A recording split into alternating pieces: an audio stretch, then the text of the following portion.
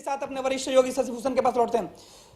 देखिए सीधे बड़ी खबर है। बड़ी खबर यह है कि अभी अजय हमारे सहयोगी बता रहे थे आप तमाम दर्शकों को कि बिहार में आंकड़ा वो जो है वो 150 के करीब है, लेकिन अब कंफर्म है ये आंकड़ा 150 हो गया है।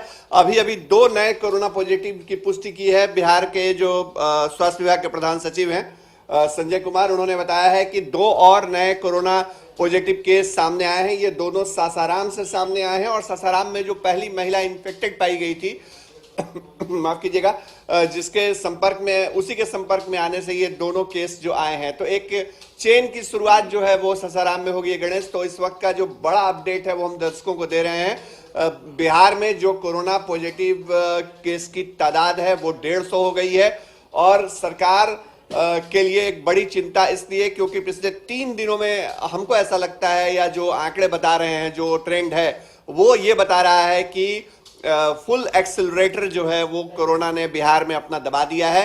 बिहार में लगातार मामले सामने आ रहे हैं। कल देखिए 17 मामले सामने आए थे और उसके पहले 13 मामले सामने आए थे और आज भी जो मामले हैं उनकी फहरिस्त जो है वो कम नहीं हुई है। आज भी 3 अपडेट तो आ चुके हैं अब तक और सरकार ने यह जानकारी दी है, स्वास्थ्य विभाग के प्रधान सचिव ने यह जानकारी दी है कि बिहार में कोरोना पॉजिटिव मरीजों की तादाद या आंकड़ा जो है वो बढ़कर के 150 हो गया गणेश। सासाराम से ये दोनों केस सामने आए हैं। सासाराम में वहां पर जो पहली महिला पॉजिटिव पाई गई थी उसी के संपर्क में आने से ये दोनों इन्फेक्टेड हुए हैं गणेश।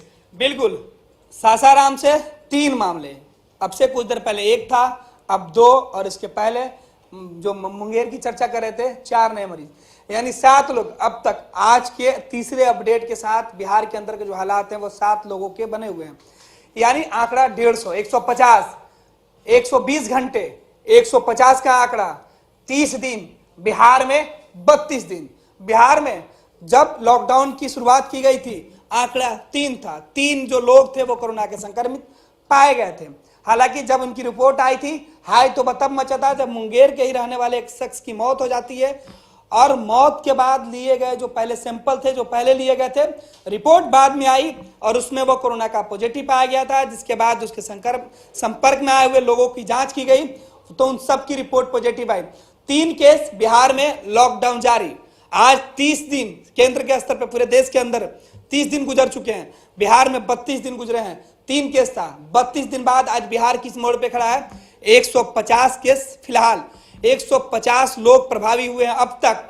अब तक की बात इसलिए करें क्योंकि अभी काफी घंटे बचे हुए हैं। स्वास्थ्य विभाग की रिपोर्ट आने में वक्त है, अपडेट आते हैं और उम्मीद नहीं है कि इस तरीके के अपडेट आए। इस तरीके के जब अपडेट आते हैं तो चिंता बढ़ जाती है, सबकी चिंता बढ़नी लाजमी है। आप और हम जो जितने लोग जुड़े हुए हैं या जितने लोगों के पास यह जानकारी निकल के जाता है कि बिहार में आंकड़े तेजी से बढ़ रहे हैं, बार बार यही कहा जा रहा था कि लॉकडाउन यानी पॉज बटन। साहब यहाँ ना पॉज बटन का काम चल रहा है और ना ही स्टॉप बटन, यहाँ पे एक ही बटन है और वो है स्टार्ट और फुल स्पीड के साथ चलना। कोरोना फुल स्पीड में चल रहा है। देखिए पिछले 120 घंटे में क्या हालात बदले हैं देश के अंदर। बिहार में जो हालात थे 120 घंटे के अंदर 60 के आसपास थे। जैसे जैसे घंटा गुजरा, जैसे जैसे वक्त गुजरा, वक्त की रफ्तार से भी तेज कोरोना की रफ्तार है, कोरोना का संक्रमण है वो बिहार में तेजी से पैर पसारते आ रहा है। देश के अंदर के जो हालात हैं, एक दिन में 120, माफ कीजिएगा, एक दिन में 1000 से ज्यादा जो केस देश के अंदर से सामने आ रहे हैं, 1300-1500 के बीच आंकड़े निकल के आते हैं, ये चौंकाने वाले हैं। देश के कई राज्य, महाराष्ट्र के अंदर अभी भी कोरोना का जो संक्रमण है वो तेजी से बढ़ता जा रहा है, ब्रेक नहीं लगाया जा रहा। गुजरात दूसरे स्थान पे, राजस्थान तीसरे स्थान पे, दिल्ली के बराबर पहुंच जाता है। ऐसे में जो चिंता की लकीरें है वो देश के साथ साथ विश्व के पटल पे भी देखा जाए तो भारत की स्थिति अब बिगड़ती जा रही है। ऐसे में भारत को ज्यादा मजबूत कदम लेने की जरूरत है और इस पॉज बटन को स्टॉप बटन के तौर पे देखना होगा। लेकिन कहां चूक हो रही है? लॉकडाउन 2 में कहा गया था कि लोगों को थोड़ी सी राहत दी जाएगी। राहत की शुरुआत क्या है? 4थे दिन, और इस स्पीड में 4 दिनों में जो रफ्तार बढ़ी है ये चिंता वाली बात है। देश के अंदर की रफ्तार बढ़ी है और बिहार के अंदर की रफ्तार बढ़ी है।